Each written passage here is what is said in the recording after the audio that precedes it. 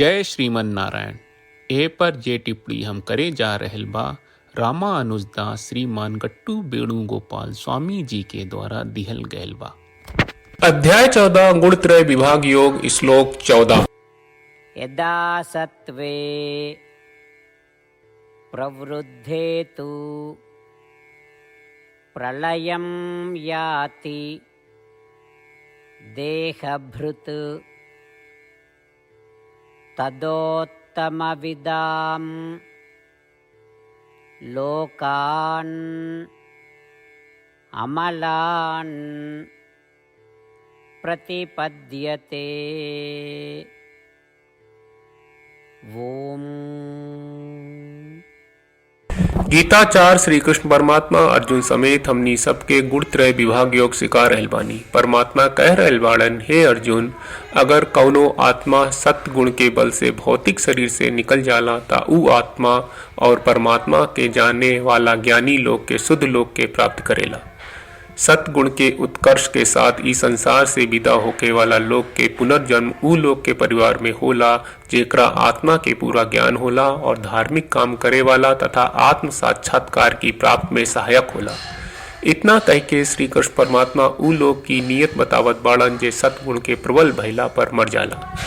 यही से आपन कर्तव्य के निर्वाह में आलस से परहेज करके, जौन काम न होके के चाहिए ओकरा से परहेज करके और सात्विक भोजन खा के हमनी के सद्गुण के विकास करे के कोशिश करे के चाहिए और आत्मा के सही ज्ञान के खोज करे के चाहिए। एकरा अलावा रजोगुण और तमोगुण के दावावत यही तीनों गुणन के बाधककारी प्रभाव से मुक्त होके सद्गुण के विकास खातिर हमनी के आपन सगरी कर्म श्री कृष्ण परमात्मा श्रीमन नारायण की सेवा में समर्पित करे के चाहिए, जो श्रीमन नारायण के हाथ में होके के चाहिए तदनुसार काम करे के बा।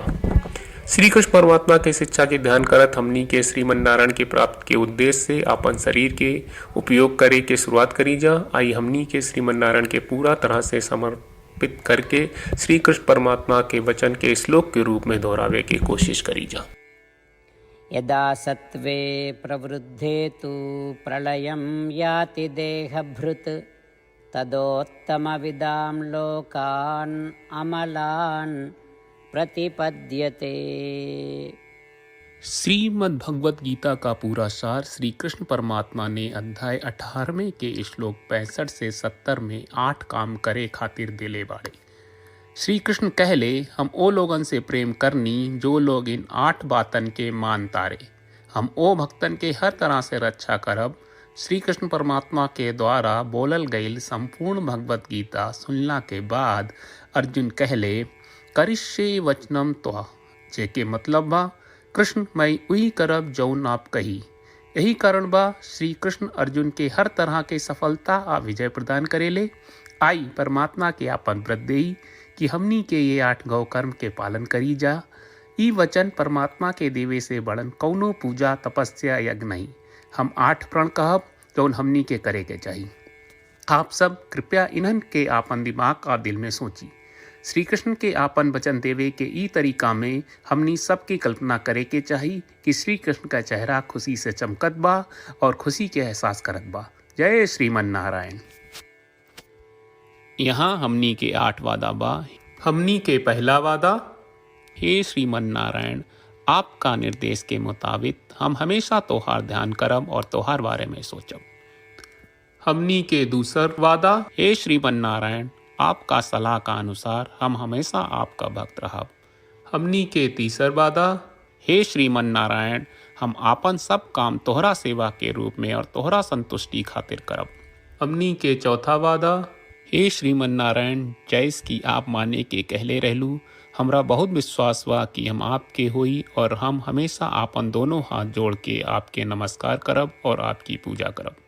हमनी के 5वां वादा, हे श्रीमन नारायण, हमरा के तोरा बात माम एकम शरणम ब्रज 1866 याद कहले, जहाँ आप हमरा के आपन का अर्पित करे का कहा। श्रीमन नारायण, मैं हमेशा तोहरे शरण में रहब। हमनी के 6वां वादा, हे श्रीमन नारायण, हमरा के तोहरा बात माँ सुचहा 1866 याद कहले कि आप हमनी के शोक ना करे का आश्वासन दे रहे बड़े, हम अब और शोक ना करब। हमनी के 7वां वादा, हे श्रीमन नारायण, आपने हमरा खातिर श्रीमद् भगवत गीता के वितरण करके हम सबके कृपा कहले और आशीर्वाद दहले बा। हम वादा करत बानी कि रोजाना कम से कम एक श्लोक पढ़ब या सुनब। हमनी के 8वां वादा। हे श्रीमन नारायण, आप गीता के पूरा मानवता तक ले गयलू। हम गीता में आपके दिव्य वचन के उन भक्तन तक पहुँचावे के प्रयास करब जे गीता से अपरिचित बा। हे श्रीमन नारायण, हम उई करब जौन तू करे का कहब। हम ऐसन व्यवहार करब जैसन आप चाहत बानी और हम खाली आपका खातिर काम करब। श्रीमन नारायण के रोज आपन वचन देहल कि हम ओइस करब जैस आप कहत बानी, ई अपने आप में बड़न पूजा बा। श्रीमन नारायण, करशे वचनम त्वा। श्रीमन नारायण, हम तोरे निर्देश के मुताबिक काम करब। सर्वम श्री कृष्ण अर्पणम अस्तु। जय श्रीमन नारायण। यदा सत्त्वे प्रवृद्धे तु प्रलयं याति देहभृत् तदोत्तमविदां लोकान् अमलान् प्रतिपद्यते। ॐ